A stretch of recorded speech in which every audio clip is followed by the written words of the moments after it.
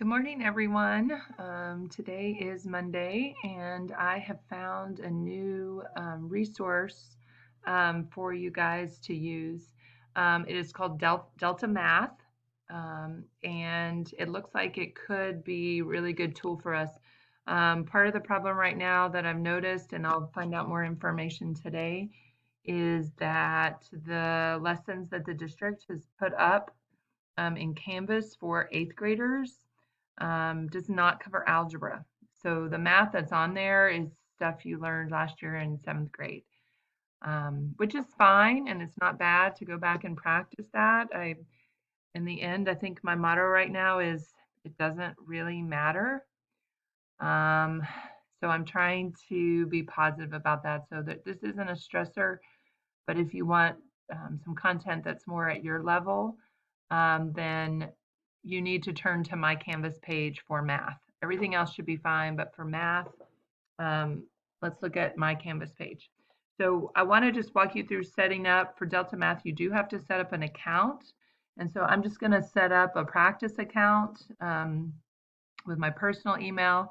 So if you will go to deltamath.com, and over here on the right, it says create an account. You are a student, so you're obviously going to select student. You do have to type in a teacher code. So I will put this on Canvas outside of the video, but my teacher code is 174374. And then it's going to ask you, so look, it automatically populated me to Mrs. Adams. And so then it's going to ask you for your login information. I hope you remember your class period, 0, 1st, 3rd, or 7th. I'm going to choose 1st just because that's my smallest class. But obviously choose your correct class period. Type in your name and then your email. Now, I'm not sure, yikes, I'm not sure if you're going to be able to use your school email for this. Yeah, I don't know. I really don't know. So I'm gonna choose my personal email. You can try using your school email, and somebody let me know if that does actually work.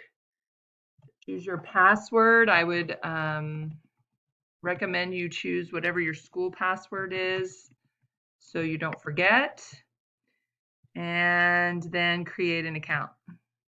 And it should be as simple as that. And so then once you've done that,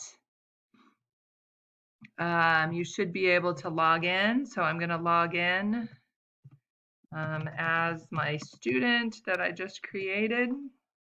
Let's see what happens. So you see over here how it says upcoming assignments.